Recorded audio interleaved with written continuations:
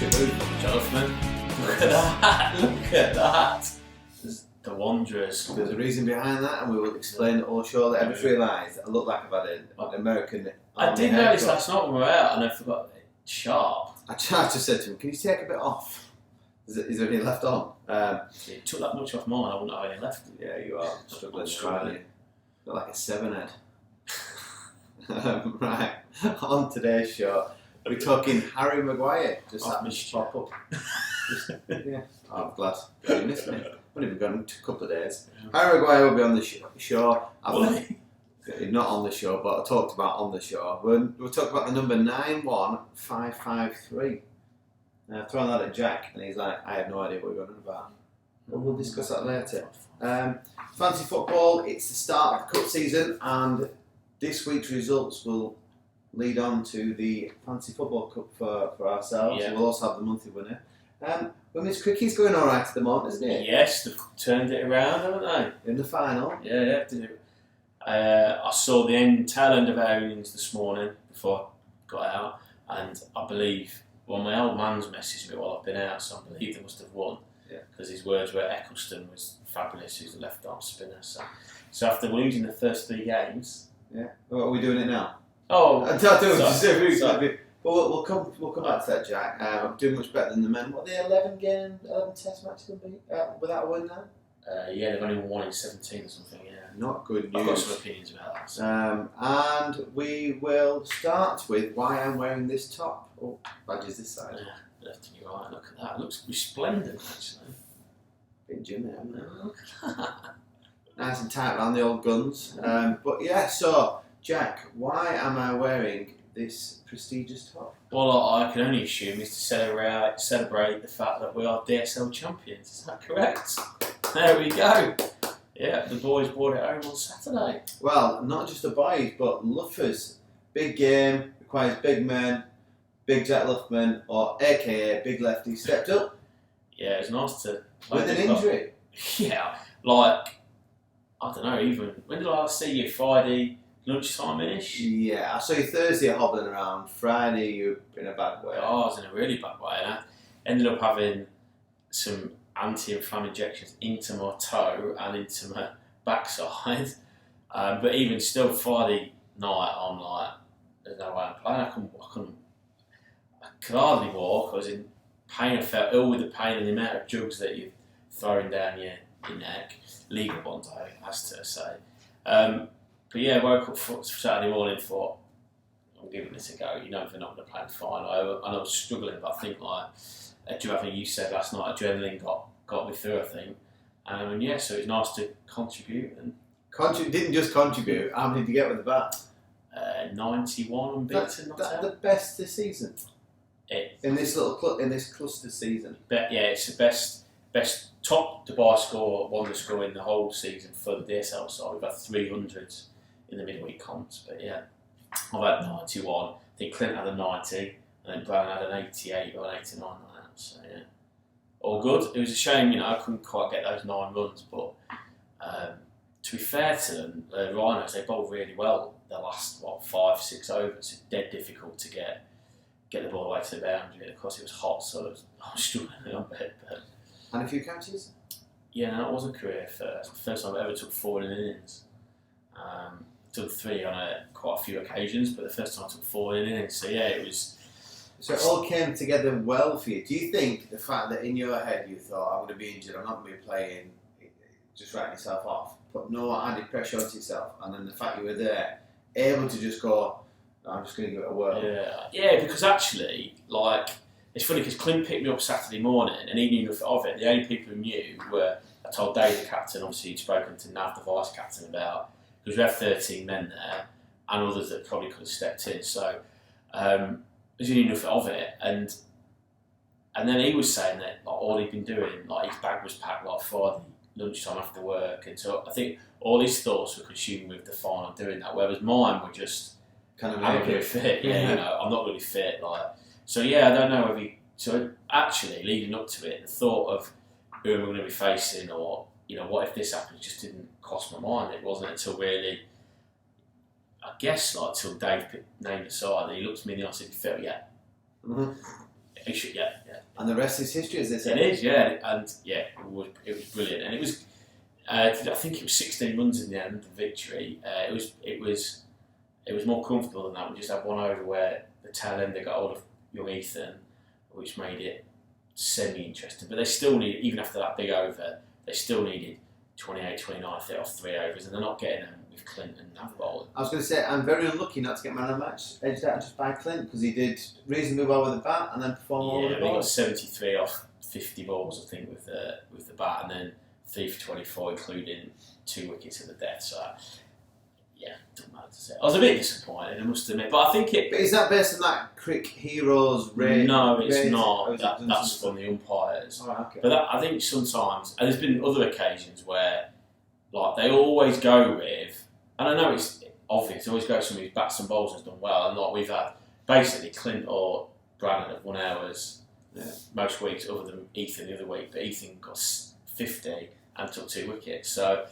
they just don't understand necessarily the game. There's been times when, like, somebody might have only taken 1 wicket, but he's bowled the last 4 overs at death for nothing. In a tight game, that's as big a performance as something else. But hey, doesn't matter, does it? And what about the Wanderers man of the match? Because you do something separate, don't you? We do the Wanderer of the match, yeah. But to be fair, I think it was close. I think it's not actually been announced yet, but because I kind of do that, or me and Ash. Okay. So Ash wants it to be me, but I think it'll end up being Nav because he bowled 5 overs, 2 for 14. Well, you are a hero. What a chairman. Mate, it's a team game, it's a club game. Yeah. So looking forward now to the end of season. Yeah. Dinner Black Tie dinner, so it should be a good one because we actually won on Tuesday night in only a third, fourth place, but we came third under the trophy. So we've had 2 third places in the midweek comps and the DSL Championship, a couple of semi-finals. So yeah, looking forward to a good night and a celebration. As they say. Yeah, it's got some traction on social media, and I think all their phones have got up who wanted to join and stuff. So I'm going to have to retire from work, I think. Breed success. Yeah. You had, because we did the podcast last Wednesday before your game on Thursday. We did, yeah. And you didn't get to plan, did it? No, we have officially struck out at 55. Still very, very respectful. It's not a bad one, is it? 55 games unbeaten. I did say this on the podcast, we were a little bit. I knew there wouldn't be a bad team, and they've got some decent players going forward. And it was just, I think sometimes we have players that will bail us out. I think probably a bit like cricket where you get one person just come in and thump something. And we just didn't have that. It just didn't fall for us on the night. What I should have scored, the ball comes over and the floodlights are pretty low. And if it goes in the floodlight, you can't see anything. It happened twice with the back post, once for me and once for T. And T's was even worse than mine. So T, the ball goes over. Once it goes in the floodlight, you can't see it. It's a white ball anyway. And it ended up hitting T on the back of the head and coming out. And I was laughing at that. And then a couple of minutes later, the ball's come over. A goalie's jumped in front of me. I've lost it. I've seen the goalie jump across me. And I can't even see it. He's hit me on the head and gone over the crossbar and an open net. And you're like, and you just can't even see anything to do anything. It's one of them you really need to load him across it because as soon as it gets hung up, you lose it. Yeah. So missed that chance. Didn't really have anything else first half. We went 1-0 down just before half time. In the game, well and truly in the game, created some good half chances. Keepers made a couple of good saves. One save, I don't know how he stopped it. It was like a hockey save. He kind of dived with his legs out, and I've hit this shot, and it's gone underneath, and as his legs come down, it's landed on top of the ball. I'm like, how on earth has he done that? Kicked in the side, haven't they? And then we equalised to make it 1-1, and then had chance after chance, but just wasn't going in the back of the net, and then they broke up the other end and put it 2-1, and then I think from that point we were 2-1 down.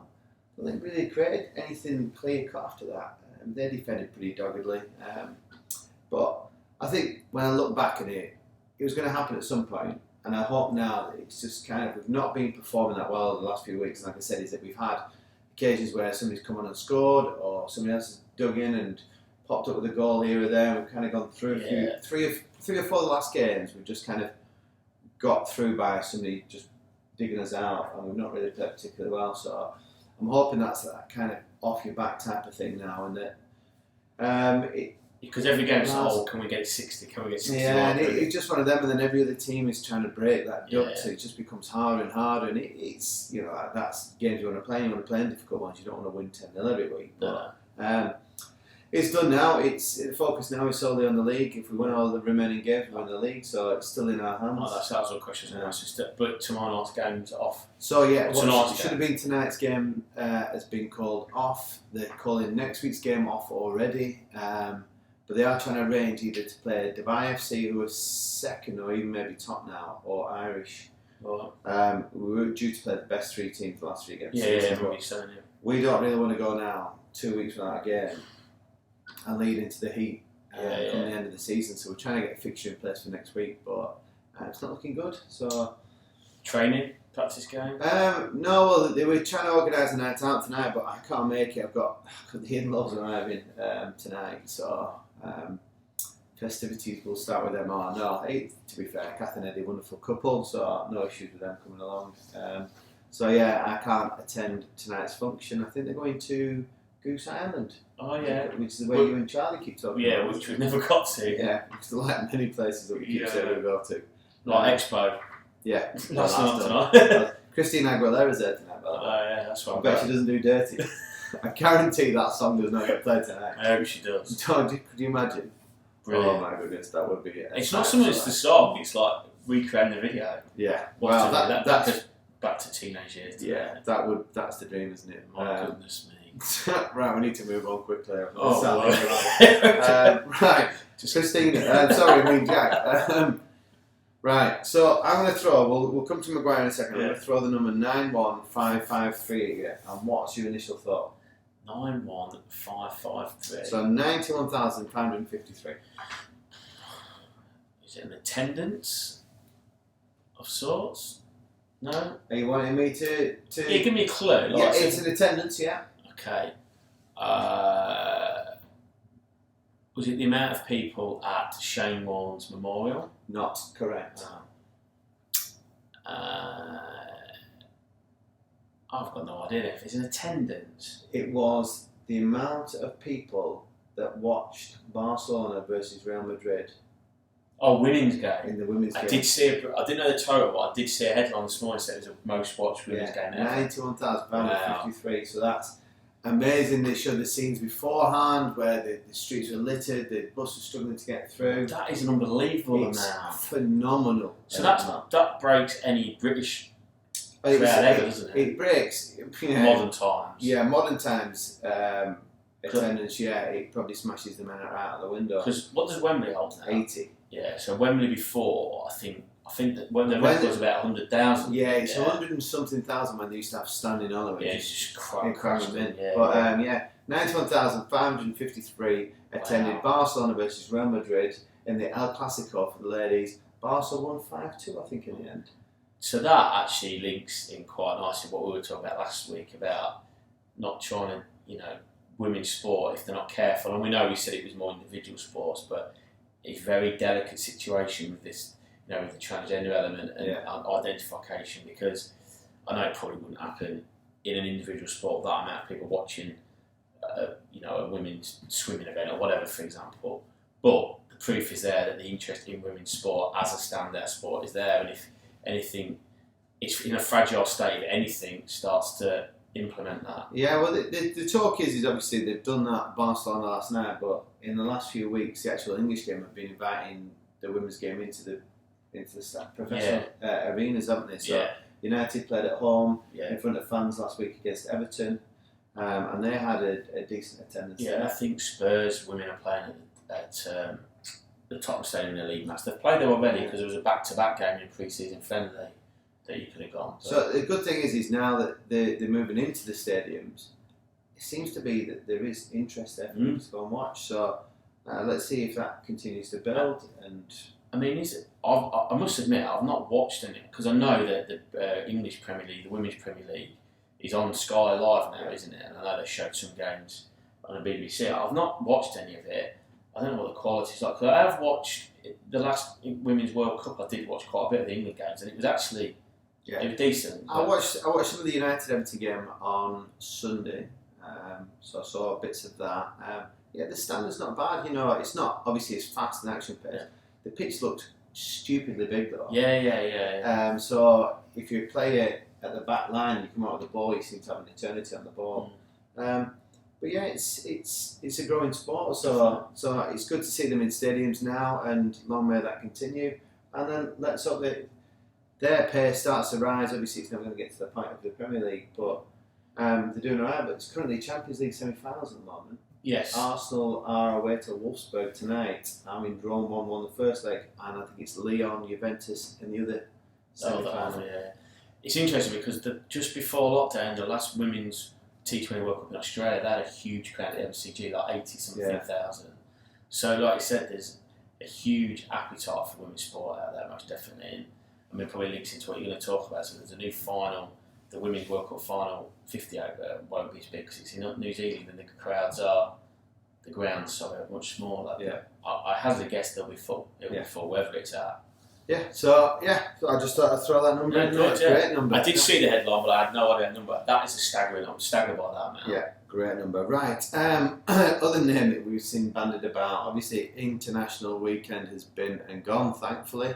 We're back to the Premiership this weekend. But a strange turn of events happened in the game against Ivory Coast. Yeah. So Maguire's name was mentioned as on the team sheet as the commentator announced it. Received booze. His name was mentioned again beforehand. Received another set of booze, and then the game got kicked off, and the ball got played to him. And upon his first touch, received an enormous amount of booze. Why is he being booed? Yeah, I don't know. I'm pleased that Southgate was actually quite vitriolic in his disagreement with it, and Kane and Henderson, the two senior men, have tweeted as well. I don't know. I mean, look, I read somewhere online that they reckon it was the Man United infiltration booing him, but take for that what you mean. But at the end of the day, it's not his fault that he's been picked for England, is it? No. And he's not playing. Look, at the end of the day, he's not been playing well for Man United. We know all that, but for our own fans to boo your own player, when rightly so, however good you think he is, and I think he's always been bang average. I think he's had two good tournaments for England. That one of them got him his £80 million move, and now he's feeling the pressure of that because he's not playing so well. But for England, he actually has played well, and for England's fans to boo him is just it's not on, I don't think. And look, I did see another thing. I think it might have been Nick Asher replied to somebody on Twitter saying, "Yeah, but I think it's because Southgate said he would pick informed players and he shouldn't be in the squad." That's still rubbish because he did say that, and for the large majority he has done, but he's always going to have his core players. That's like at the beginning of the season saying, I'm not going to pick Henderson, Sterling or Kane because they're not playing very well. You're never going into a squad without them, are you? But there's an argument, and this is my point of view, is that Southgate's got to take some ownership if it is linked to that, that he's gone against the grain.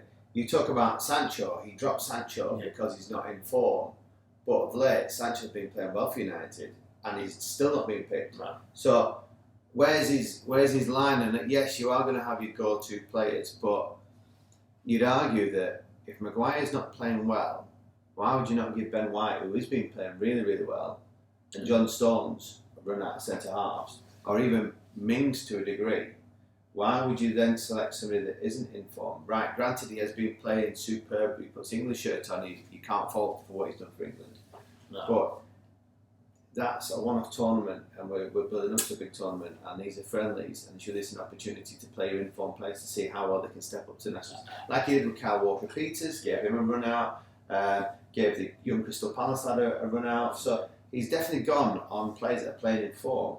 I think Southgate's going to take some ownership of going, well, yeah, I did really say that, but I'm not really doing that. And right, that might not be the reason behind Maguire being booed, because it is a bit of a petty thing, because it's not Maguire's fault. Yeah. It's Southgate's issue. But why go down that?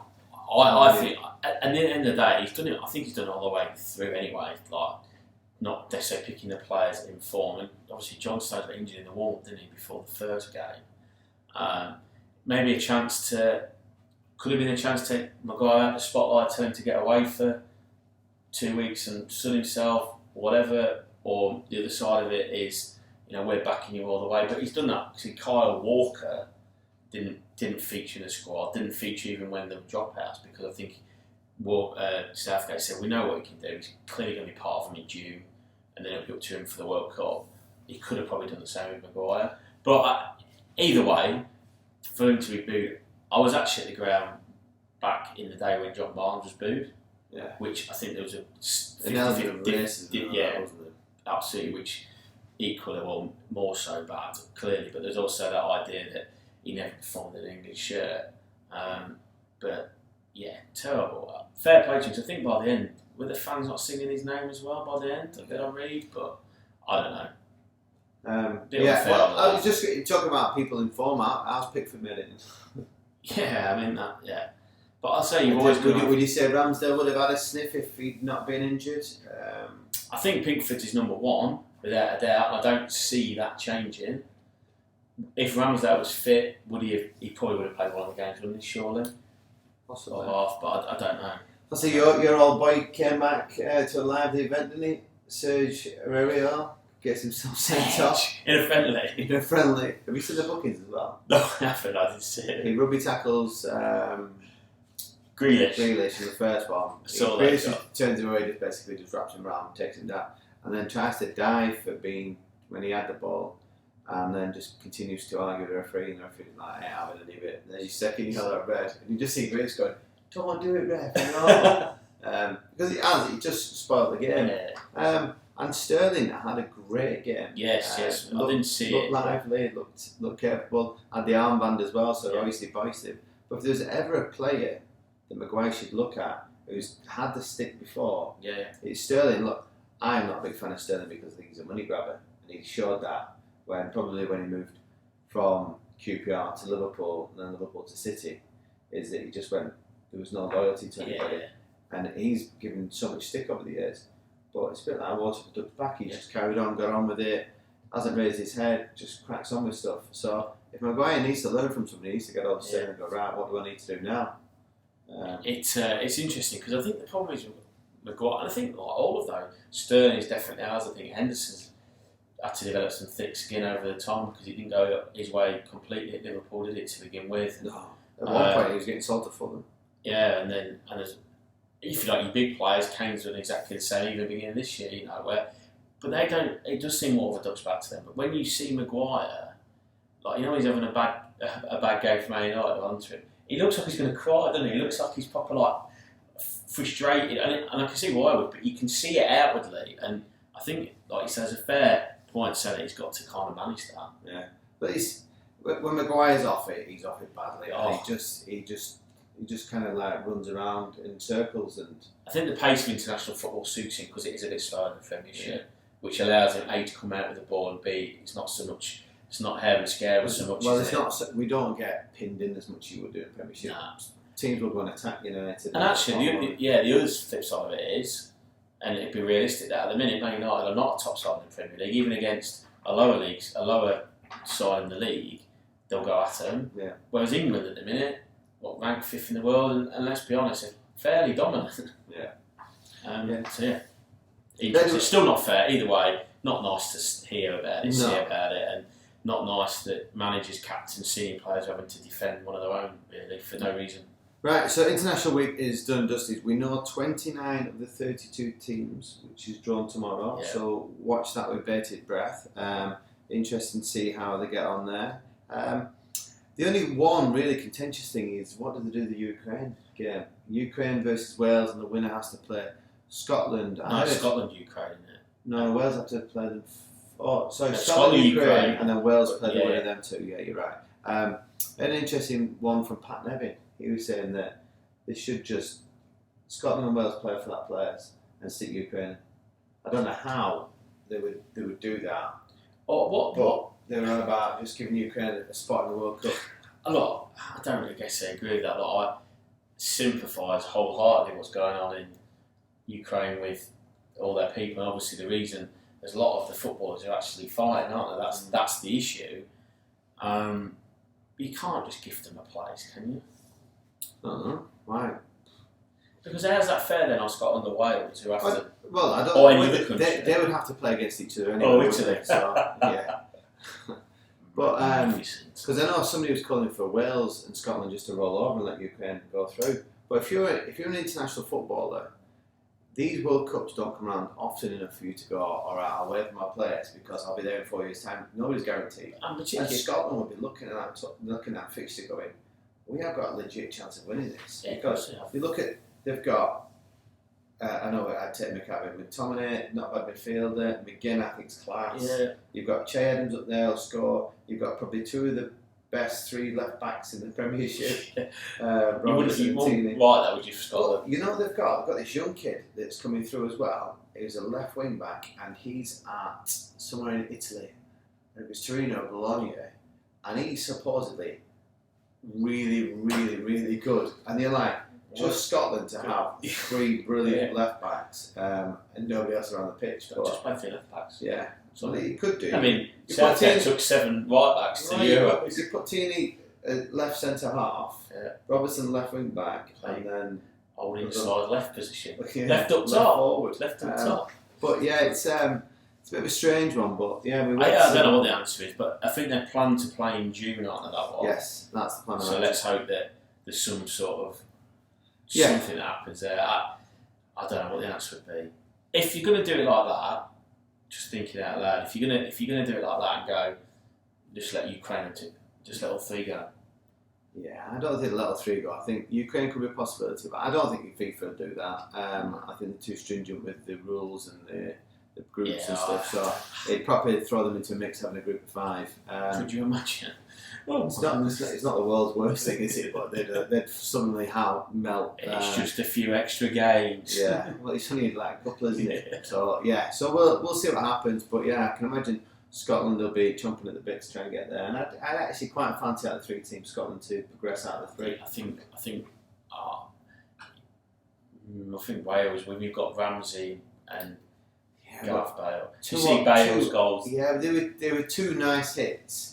In an ageing team, but they've got nothing around them, and I just think that Scotland, Gareth Bale probably the best player on his day. It's a bit like Ronaldo. Yeah.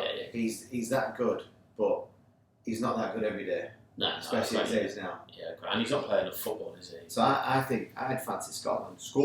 I think if Wales don't get through, whatever happens, they don't get through to the World Cup, I think he'll retire. Yeah. Because obviously, if he gets to the World Cup, he can't retire, can he? Because he's got to play. Early season. So. Yes. Anyway. Right. Anyway, let's cover the cricket. Yeah. So ladies gone through final. Who did the play? Australia. Who have wiped the floor with everybody. So they are absolute odds on favourite. England are current champions from 2017 because obviously this World Cup got delayed. At the end of the day, like we said before, when you're in a final, form goes out the window, doesn't it? England. Well, you proved that, didn't you? I'll have you know, Mr. Booth. Here we go, mate, for it. Come on, tell them. I'm not going to go. Right, tell them. No, they'll find out soon enough. That form is out. I mean, England actually hit form. They lost the first 3 and obviously won everyone since. Australia have been, I don't think anybody's come close to them, quite frankly. And they do have at least Perry, Meg Lanning, the 2 best players in the world, no doubt. So, I don't know. Your money would say Aussies. Your heart obviously wants to say England, but you never know. So go on, who's winning it? England. Australia. There we go. So they're doing better than the men's team. Put it that way. Yeah. So we briefly mentioned the men's team. Lost again with Windies. 11 losses in a row, like you said before. 1 win in the last 17. Was that back in against India? Yeah. You remember when it was the first lockdown, wasn't it? Right at the start of lockdown. No, it was beginning of this last year. 21. Was it? All right, so it wasn't the first lockdown. No. So they played 17. Because it was when they were bubbling, and then they changed the squad over, and you were having a heart failure about them changing the bubble. Not good. There's just 2 batting captures really. So they got to 204 at first innings, but it was only because the last wicket put on 100. They're only ranked 7th West Indies, aren't they? Yeah, we're bottom now of the World Test Championship. So the world ranking. How the mighty fallen. Yeah, so world ranking we're 5th, but in the World Test Championship, which is like the league over a 2-year cycle, we are currently bottom. Can't get relegated though. Well, no, not yet. You never know. We're going to be playing the UAE and Oman and all that. You'd lose to Ireland are in that. Oh my goodness, you'd lose to Ireland then. Yeah. So Netherlands. yeah, they're in a mess. I think while I don't know if there's an actual obvious replacement for Root, I think he's got to go. I think it's because obviously in cricket the captain has, if you like, more of a say than the coach, unlike in football when it's the manager or coach. And you'll know that sometimes you'll sit and players, why the managers get sacked, well, they've lost the dressing or whatever, and then the next manager comes in and all of a sudden it looks like a different team with the same players. I think they've got to that point. I think they were trying to prove a point by not taking Broad and Anderson. We can win without. I want my own leadership, but it's backfired on them because we looked toothless with the ball. I'm not saying they would have on those wickets would have absolutely ripped through sides, but they would have found a way. Let me tell you. Where's Archer? So he's been injured. So he was bowling out there. So he looks like he'll be fit for the start of the English summer. Makes a huge difference when you've got somebody that pace. But again, there is even before he got injured, there's talk that him and Root don't get on, or Root doesn't manage him very well. Where's the supply of bowlers? Because it just seems that you keep mentioning Broad, Anderson, who are 40 years old. So where's Archie came on the scene, about 4 or 5 years ago? Yes. First onto the scene, everybody was like, my goodness, what a ball we've got here. Where's everybody else? Well, there's a few others. There's Ollie Stone, but he's injured. And then the rest of them, the problem we've got, and rightly so, that the focus is always on the batting because of the claps. You can't deny that. Basically, if Root don't get a score, we struggle, and to a lesser extent Stokes. Other than that, over the last 2 years, we've seen Cook's retired, really. One of those doesn't go big. We don't get a big score. So you can't argue on the fact something wrong there in terms of the quality of the batters that are coming through, whether they're good enough for the mentality when they play, not a problem. But I take your point that the bowlers are all much of a muchness. Now, there's always a thing on, and that's two things, because when we play our county championship in the beginning of the season, now, it's snowing in England today, there's first class games going on pre-season. I think the county championship starts next week, 9th, something like that. So you don't need to bowl rapid to take wickets there. Just come and bowl little dibbly dobblers, it'll move around, nicking off. Darren Stevens is 43 years old. I guarantee you next week for Kent he'll take 5 for that, and he bowls like rat's pace. Because he doesn't have to do anything. And so you're still going to win matches. So why am I going to pick a young, fast, quick bowler on a spongy wicket, unproven? There's no benefit in that when I've got a 45-year-old who can take wickets, because you're going to win games still. Yeah. So you've got that from a bowling point of view, and then the flip side as a batting point of view, the batter at the beginning of the year, the end of the year, when the weather in England is the most difficult, and the pitches are the most difficult. So it's that, I've said for a long time, what they should do is start the county championship here in March, like now. That will teach batters to bat long, because the wickets, they are flat, they don't do lows, but you've got to work for your runs still, but bat long, and it would also get some bowlers out. It would get spin bowlers bowling, it would get quick bowlers having to, because the little dibbly doubler ain't getting anywhere yet. Yeah. But they won't do that. They'll come up with some other master plan that won't work. It's got an ECC. Having said all that, I do think that they're picking the wrong side still, and when they get out there, they've got to show a little bit more, and that's why I think Root's got to go. Very interesting. Right, cricket round done? Done, yeah, done. I could go on. Excellent. I think that was it. Fancy football's the next one, but I'm just going to cover this weekend's fixtures before we talk about football, because strange thing could happen this weekend. Liverpool could go top, having been at one point 12 points. Was it 12 30? 12 points behind City at one point. So Liverpool are the midday kickoff. This is going to be a hard one, this one, to try and watch, because it's Jill's mum's retirement / birthday brunch, which will due to probably run between 1 and 4. Where you going? Game kicks off at 3:30. You've got to get someone with us TV. Oh, I've had no say in the matter, so wherever we get located, Eddie's a big Liverpool fan, so he'll be. Well, there we go. Whatever I push out, he'll be game to jump on board, but he won't be able to suggest it.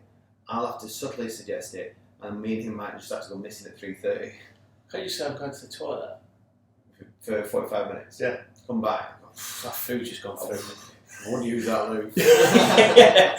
Don't know what's going on there. It's hard. I couldn't even find a toilet, love. I've been walking on for ages. I had to wee in a glass. But yeah. I think you said wait. Yeah, so it's gonna be a difficult one. Don't beat Watford at home, and then is pressure. Yeah, so Liverpool to play Watford at home. The hardest thing I'm going to try and work out is how and where I'm going to watch it. That's no mean feat. Yeah, and the good news is the clocks have gone back in England. Yes, that is a result. Yes, that is a result. So that means 6 o'clock kickoffs or 3 o'clock back home. Brighton versus Norwich.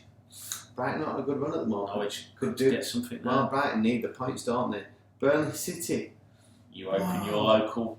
Well, one of your local teams. Yeah, I'll be hoping Burnley does a favour, but I can't see it. Chelsea, Brentford.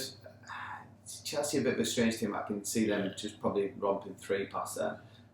Leeds Southampton's another interesting game, which I can't tell you now who will win that. I think the break came at a wrong time for Leeds because they've just got a bit of momentum. Yeah. But I suppose the other side is that they've managed to have more time. I was about to say that is a flip side. You never know where you get with Southampton. You never know. You've not known that for 3 years, have we? No, Hazelhutton, they could lose 9-1 or win 6-0. But yeah, that's an interesting fixture in regards to do not use that any betting coupon. Matty Aldridge, he needs help with his betting coupons. And then we've got Wolves versus Villa, the Midlands derby. For Wolves against Villa. And again, it's another one that I would probably avoid if I was to try and pick that one. Bet on, because Wolves were looking pretty strong and then go and lose the last game, and Villa seemed to pick back up again. I'd like Villa to win from a Spurs point of view, Villa to win that for me. Yeah. And then the evening kick-off, you'd be chopping for Leicester then, wouldn't you? Correct, yeah. Manchester United host Leicester City at 8:30. Our time, 5:30 for you guys. And then we move on to Sunday, which some intriguing games again on the Sunday. I think this weekend is set up There's to some big games, though. It's set up to be a non-betting weekend because they're too hard to pick. If you're going to put bets on, you go over 2.5 goals or goals galore. Or League Two. Yeah. Conference has got some good fixtures. West Ham will host Everton. Spurs will then host Newcastle. And then we flip ourselves onto Monday night. Palace against Arsenal, and again, it's not another give-me game because Palace at home are a different animal. As Everton found out in the FA Cup, getting spanked 4-0 there.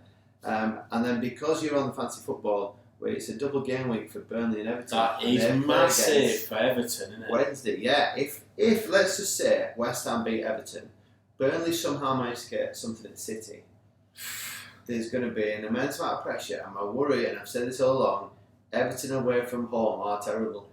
It's going to take something special for them to go and get a result. Yeah, I mean, you would hope as an Everton fan that the 2 weeks Lampard's had, or the week and a bit Lampard's had with them now, because I don't think he's had many away on international duty. There'll be a few that we don't know of going to some far out ends of the world. If Everton pick up result against West Ham and beat them, and then beat Burnley, they're safe. Yeah, definitely. But at the flip side, but can you see that? They could lose both. I can see both happening. You know, they're that unpredictable. They've got that much quality, Everton. They could go and win both games. I mean, Chelsea scored again for Brazil yesterday, didn't he? Which random, isn't it? I don't know. Do you know what? For the first probably time for a long time, it's quite exciting. Both ends of the table, isn't it? And the race for. Well, I was going to say there's different groups. There's obviously you've got the City Liverpool thing going on at the moment, which is really going to go down to the wire. And we hope that none of them fall away at this point. What we don't want to do is Liverpool draw it all back and then just slip away and go out with a whimper. It'll be rubbish. And at the same time, that fourth place spot is everybody's kind of clambering over each other before tripping themselves up, aren't they? I did see something that I was reading. I reckon that I know the export thing. I reckon Spurs are favourites for it now. I'm like, I can't buy into that. I still put Arsenal's favourites. I just think Arsenal's. I personally still think it potentially could be Man United. Yeah, I'd say United squad, but the big one's next week, City and Liverpool. Yeah, I did look at that because watching my brother and that coming out, I was looking at what we could do on the Sunday, and then I saw that. Well, leading into that is it's the last week for fancy football in terms of sorting out your cup draw. Right. Yeah. So for our thing, I think if you're not within so many places, where you finish then ranks you in the cup. So if you do well this weekend, you're in with a good shot for the cup. If you don't, you may not find yourself in the first round. And monthly winner? Oh, bless you. Sam Holiday. Right. Mango. Jerry. Mango Jerry. Yeah. Mango Jerry. So congratulations, Sam, getting contact as a free brunch there for you.